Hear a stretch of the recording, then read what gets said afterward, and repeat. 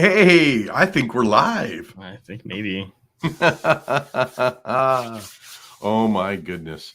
Well, hey, Brett Chittum with CNWR, and I'm here with Me. me. Is it like I, I think CNWR? people know Jason. I think No, he's created a name for himself. it's been a morning. I came in. I wasn't in yesterday because Jacob got his cast off, so Yeah. he's super excited about that. But I came in this morning and started going through stuff, and then I got kind of mobbed by Mr. Boggs with some questions about comparable laptops. Customer wants to go as customer does. Look at this thing I found at Best Buy. It's like, Yep. dude, Yeah, we were. that's a Him consumer and I were laptop. talking about that yesterday. Yeah, that's a consumer laptop. That's not going to work for what you're trying to do. So, well, and I think it's about educating the customer, right? It's about. I think it's as we try to or attempt to play that VCIO role. It's about really being a trusted advisor to that customer. yeah, and I mean the thing is that like if you're not constantly in front of those customers, then they start going to do things like that. Like this is, to my knowledge, a guy that we haven't dealt with before. He's new, so he's like, I'm just gonna go out and buy this thing, and it's like, no, that's probably not a good idea. So it's fine. I mean, the thing is that like, yeah, you can find that new laptop. The problem is he quoted it, and we're way off topic here. We need like the tangent button. He quoted an HP laptop that's already gone through the model refresh, so it's using the Meteor Lake, the new processors. And not all of Lenovo's lines have gone through that model refresh yet, right? So some of the models I would sell just haven't gone through the refresh yet. So I just don't even have that processor available, which is fine. I mean, the ones that I found one that has the equivalent processor, it's about $150 more. Like it is what it is. It's a business class model instead of a consumer class model. Exactly. I mean, and that's the big instance. But we're here to talk about AI. I am an AI. You are what? Yeah, I'm just a deep fake. I don't actually You're a deep fake. Jason, we have imposed this photo that we thought Jason might look like. And every once in a while we trim his beard. Yeah, I actually got a beard trim yesterday. Yes, I was going to say it looks good. Well, so should you consider AI in your business? And I'm just going to say this because you're the one that really plays with it a lot. There are pros and cons, I would believe. There are pros and cons. I've got, I'll show you some example things that we've kind of been doing. Right. In theory, Tom says he has a meeting. If his meeting ends, maybe he'll secretly pop in here and we'll pop him up on the screen because he's doing a lot. So full transparency, we're doing an AI talk that's not the same as this talk, but Tom and I are doing an AI talk this Thursday here in Toledo to local businesses. So Chittum's like, you should just do an AI talk this morning. And I'm like, well, we don't even have our slide deck done yet.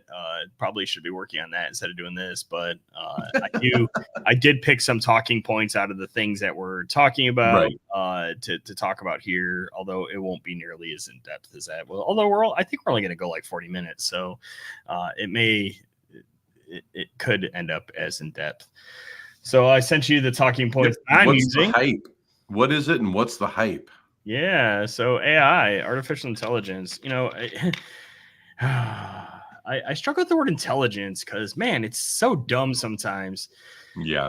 It's in almost all cases, what people are talking about when they're talking about AI in this context are actually large language models, or sometimes they're DALL-E, or sometimes they're Stable Diffusion, right? They're different, basically AI models that can take information and they answer questions. So you basically you give them a prompt and they spit out intelligent answers, which the intelligent answers are actually the most likely next thing inside of their thing they're running, right? So in the case of words, right, it's like you give it the prompt and it's like, well, based on all the data I have, what is the most likely answer to that prompt?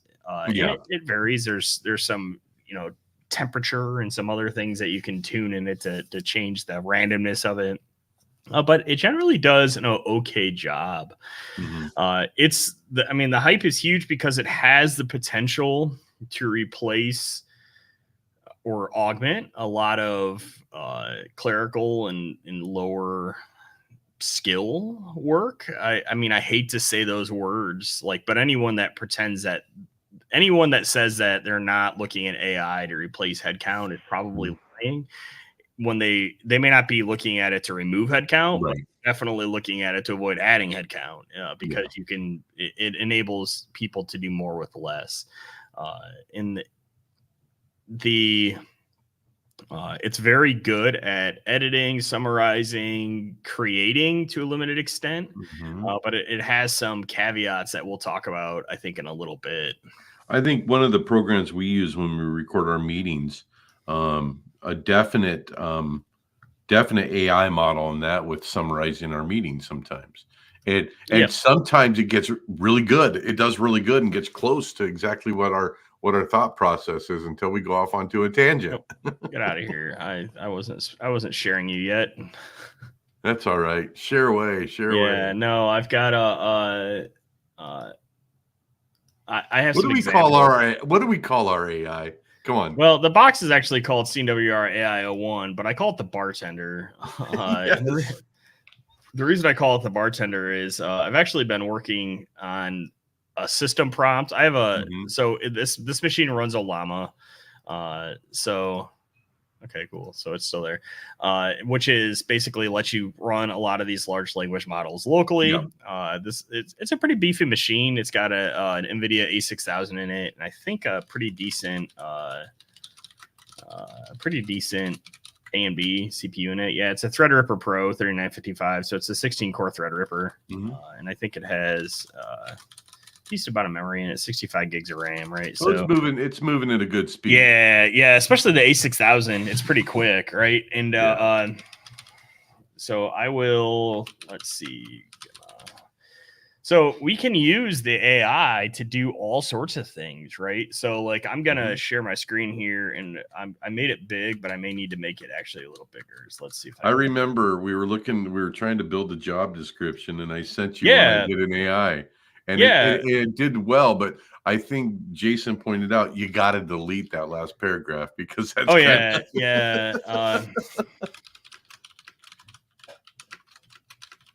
right. So let's do that, right?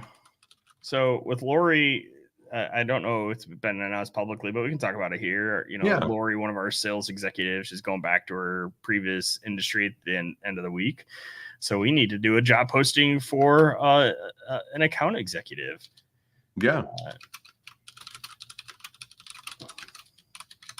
Tasked with creating a job ad for a and I've gotten to see, being in the office, I've got to see you do this, and it's actually really for a services provider. This person will be a sales executive in selling monthly services, right? So I resized the screen after I started this, so that's why the line wraps are all wonky. But so we'll just ask my AI here, what we get here, and you can see this runs pretty quick with my A6000. Yes, it does. So you can.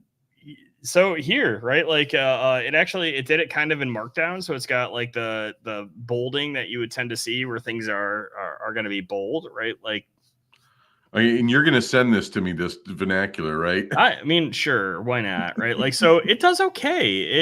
It like I wouldn't necessarily use this carte blanche, right? But like this is definitely, I would definitely take pieces out of this, right? So. Well, in writing, let's face it, when you're writing something, the hardest part is starting. Yeah, correct. Gives you a starting point. Yeah, right. So I have terrible blank page syndrome, and I just pasted it to you. That's why you saw me highlighting it. I have terrible blank page syndrome, right? Like I really struggle to write something if I have to start from scratch. Right. So we can do maybe we didn't like that one. Okay, well, here we go. Here's two more. Yeah. Right. So basically, now I can go shopping from this, and why I probably won't use this as is, right? Like I will definitely, probably shop and steal some pieces from it. So if you see the pieces from this on our website here shortly, because we're actively probably ready to hire for this position, they came from here. And there are some caveats. The ChatGPT model has some words that I don't find are used a lot in the English language, but it seems to love. Delve is one of them. Unique, Yeah. right? Like in It uses complex words not right? commonly Like, used, yeah, like it has. apropos. So one of the things you can do is go rewrite a job description written at a 3rd grade reading level. Are you? Yeah. Do you love talking to people and finding out what they need? Oh, no way. Yeah, right. So like, do not paste this one to me, please. No, it's fine, right? But like you can prompt it, and the key there becomes, actually being relatively good at prompt engineering, right? Like this, I didn't really put a lot of effort or thought into what that prompt should look like, but I did tell it was a recruiter, and I think that if you give it a job, it tends to do a little better. Can tell stories about how our tech tell stories. Yeah, so I'm gonna restart this. Right. So let's talk about some of the. So there, we've given a good example here, right? Like of using it to write a job description. But like, what else can we use it to do with? Give me a project here that you're getting ready to do. Somebody on your sales team. Let me think here. Oh, here, we'll do the one that Brett was bothering me for. Yes. You are the sales executive. I'm just thinking I was going to talk about the other one as well. Services provider. You are writing a scope of work for a laptop replacement.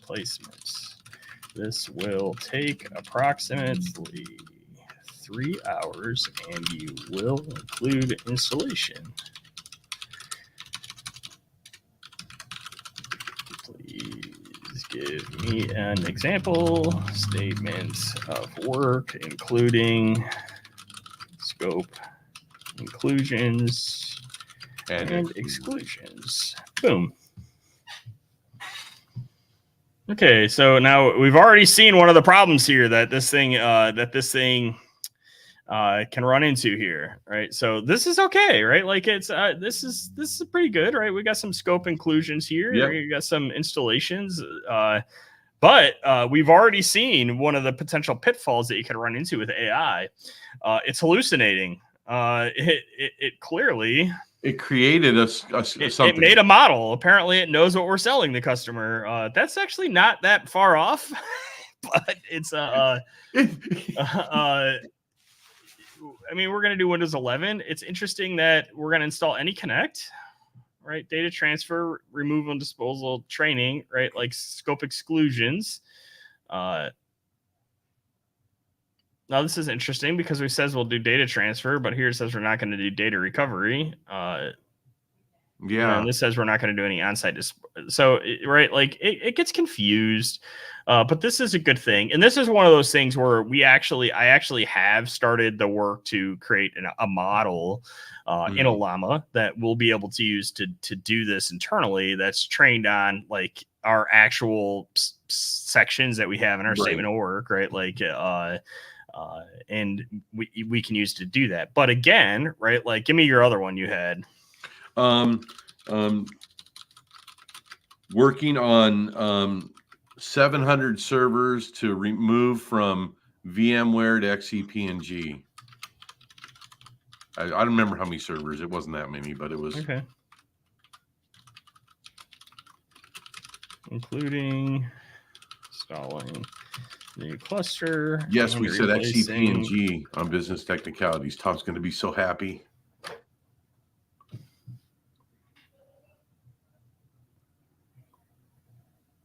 Estimated time of 11 weeks. Yeah. Okay. It came up with its own. You didn't ask it to. Right. Planning and analysis, migration of virtual machines to XCP&G, optimization of performance, scripting for efficient migration, right? Supply and install new hardware, right? Like this is okay, right? Like we can do that. Again, it doesn't think we're going to do data migration from old VMs to XCP&G, which is weird because that's literally one of the migration of the virtual machines, right? So it's not perfect. Well, yes, it doesn't know what that is, right? Like it doesn't understand the things, it just tends to see data migration is often an excluded thing in a statement of work. Right. So it's going to exclude it, right? And that's one of the problems here, right? So like that's a caveat here that I think that people should consider as they go through these things is that read it, you can't mark just it up, copy and paste it. And I know somebody that's on this meeting with me that has this bad habit of not doing that. I only did it once. I did it once. That was it. I learned my lesson. Thank God it didn't go public. All right. Anyway. So yeah, I mean, I have another thing that we tend to use these things for, right? And I'm just gonna hit up here, right? So here is this YouTube video here is a copy of the Home Lab show that Tom and Jay did last week. And this is using something called Fabric, which is a series of command line tools for Linux that can interact with AI stuff, right? And so basically what I'm doing here is to go through this command, this YT command up here that has a URL in it that grabs the transcript from the show, right? So every YouTube video, Google helpfully and happily transcribes them, right? So you can get the words of the YouTube show, which is actually I find really interesting because it means I can read them instead of because I can usually read faster than I can listen. So sometimes I will do that. Now we're going to paste it to this Fabric pattern called Extract Wisdom. And I'm just going to point it at my local Llama server so I don't have to chew up OpenAI credits to do this, but we'll run it. This one takes a little bit because it takes a couple minutes for... It's got to actually listen to and go through the video. It doesn't have to listen to the video. It's grabbing the transcript, but this one probably takes a good 20, 25 seconds, I think, to start running. Once it starts running, it goes pretty quick, but it's got to go grab the thing from the YouTube video, and then it's got to point it at it. And I'm guessing if I run top here, we're going to see... No, it's not actually talking to a llama yet because CPU isn't all that high. So it's still waiting to get the transcript from YouTube. Yep. So it'll have it here. Okay, it's got it now. So any second here we should start because we can see it's running. It's actually doing something now. It's doing something now. So when we talk about using this for our business, we've shown some good use cases, right? Where we want to write a scope of work that's intelligible. Yep. We want to look and not use it to write it, but use it to start us on writing it, right? Yep. I think the gist of this and bartend, oh, look at that, is getting us to a starting point, because once I have something written down, I can manipulate it. I can rewrite it. Does this become a part of plagiarism, though, at all? Yeah, I don't know. I mean, so there definitely have been cases made for that because the training model uses a bunch of information, and you end up using, especially DALL-E, the graphics-based stuff. Yep. It's definitely been accused of plagiarism because people it's consumed their images, and it ends up making images that look a lot like their images, and so they've accused it. Right. They've accused it of plagiarism. I like this. Yep. For a frame, gives you ideas for a framework. Exactly. I mean, you think about the time wasted in business just trying to put something down on paper and start that. And I think this is going to assist in saving time and creating some efficiency in getting things started. Yeah. So how did it do? It did okay. Right. So like I can take this and get like the high level ideas of what we're talked about here. Right. And so I'll do this actually a lot. Right. So a lot of times I want to, I'm trying to learn about Copilot, right? Like I'll give an example here because I think we're going to pivot and talk at least briefly about Copilot here. Yeah. I've used it some, right? But I don't consider myself an expert on it. And there are hours, dozens, hundreds, thousands of hours of good YouTube content on it. But guess what? I don't have thousands of hours to consume all the YouTube content, but I can point this thing at it and I can extract wisdom and I can get the information from it. Right. The other thing we can do here is like, I'll let that run here in a second as we noodle on. We can go ahead and we can just tell it to create a summary of it. You can tell it to create a keynote. It'll take a talk and turn it into slides. You can do all sorts of interesting things with it. One of the things, it'll create an academic paper. It actually outputs LaTeX, which is, for those of you that aren't 107 years old like I am, is an old school typesetting program that it tends to be used not so much these days, but a lot of academics use it, right? So same thing here. We created a summary, right? Like, and here's the main points, right? And here's our takeaways, and it does a good job. And I find myself increasingly using these tools. And they're on the Fabric site. Let me stop sharing here, and I'll go dig up.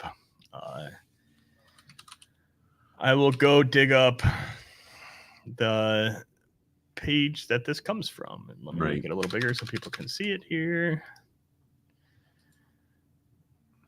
So we can go patterns.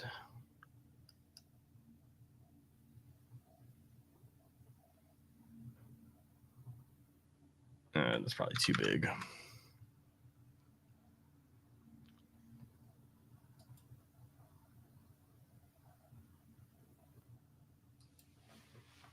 Okay, cool. So I'm going to share the screen here, and we'll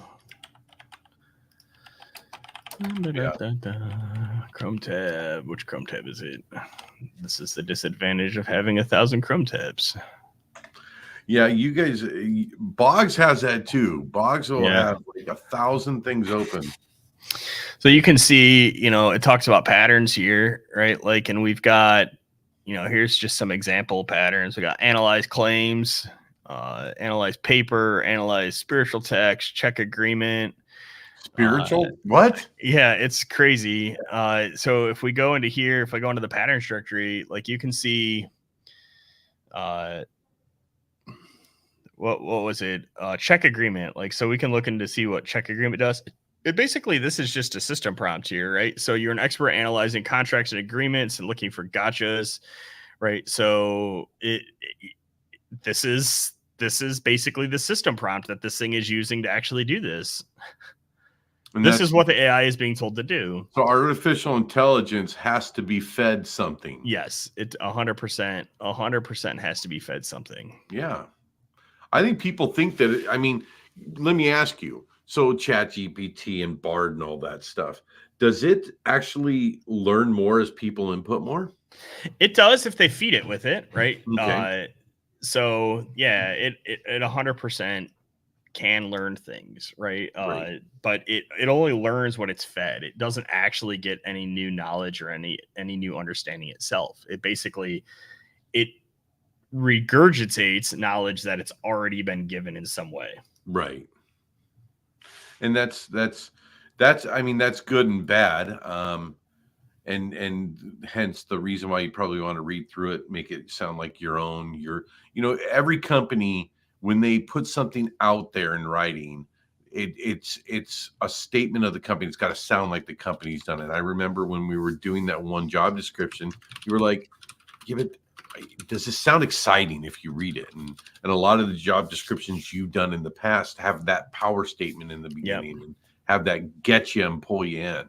Yeah, correct. It's so that we've made that mistake, like where you'll post the job. Well, so there's two things, right? Like you'll post the job description, and the job description isn't sexy normally. It's boring, right? Like that's an internally facing document that talks about what the job is, right? Like that is not the same as the ad that you post, right? You want the ad to be sexy and to entice people to want to do it, right? Like, but you don't want that in an internal job description document. They're two separate things, and realizing that is also a thing. So let's talk briefly about Copilot. We're at 24 minutes, so I don't want to talk about it too run long. with it because you're learning about it. Yeah, so Copilot, this is a spot where I think a lot of small businesses are starting to play, and I have a whole series of slides that I'm going to cover, but I want to try to wrap this up on time. So I got like 5 minutes.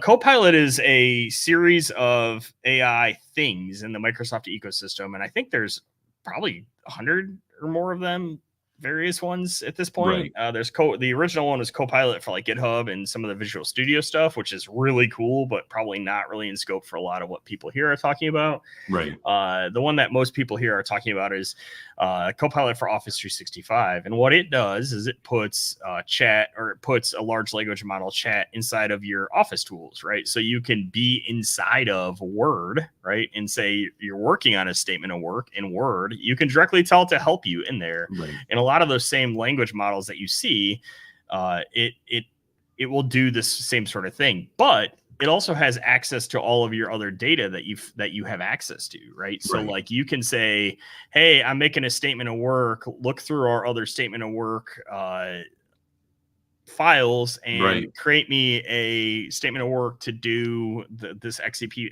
NG migration utilizing the format that consistent with the format that we use for our statements of work. And it should be able to do that. It does okay. It's not perfect. I actually think Gemma, which is the Google model, and I think the ChatGPT, the Llama models are better, but it does good. Yeah.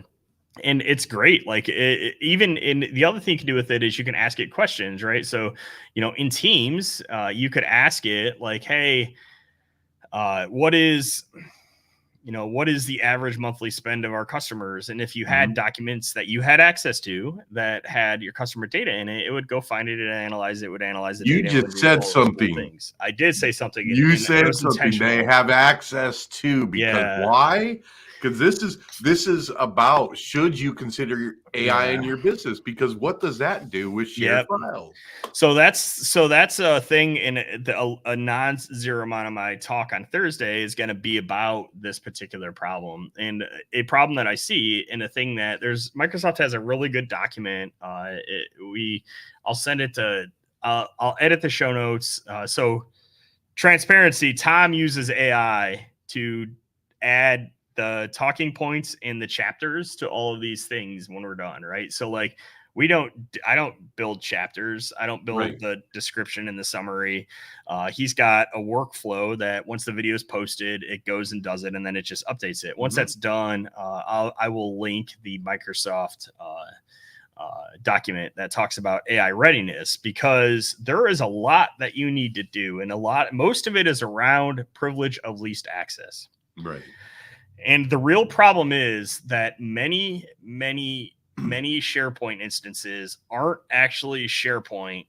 Really, they're just document libraries, right? So somebody has taken an on-premises file server and they've migrated it to SharePoint, and they're using OneDrive Sync to basically get the equivalent of an on-prem file server using SharePoint in OneDrive. The problem is that in almost all cases, that was a migration and not a greenfield effort. Right. So they took an existing on-prem file server and they migrated it to SharePoint. And there's certain things they didn't set up. What I have seen in all of my years of doing IT, looking at hundreds and hundreds of file servers, less than a dozen have had what I would consider a good files permission structure. Right. You tend to find overzealous things. You tend to find read access to the entire company to documents that probably not everyone should have access to. You tend to find people adding random individual users to file servers and not using proper groups, right? You tend to find all these things. You also tend to find people save things everywhere, and they don't apply sensitivity labels. So, this might be confidential information. It might have social security numbers in it. It might have employee data. In some cases in HIPAA, it might have PHI, although we try to do a better job of trying to limit that stuff. Right. The thing that stops it from being a huge problem for most companies is discoverability, right? Like it's not really easy. It's not easy to find it, right? With 130,000 files there, can you find the one that you might have access to that has employee salary data in it? No, probably not. But if you go into Copilot and you say, how much money does Brett Chittum make? And you have access to a document that has salary data in it, it will happily tell you how much money Brett Chittum makes. Yeah. And that is a security nightmare that I think a lot of these companies that are quick to market and pushing out Copilot, they're just not grasping and they're not understanding that it will use whatever data the current user has access to. So if they have access to data they're not supposed to have access to, they can definitely ask it questions about those data and it will find it and it will happily link the results to you if you want. So you can go find it yourself.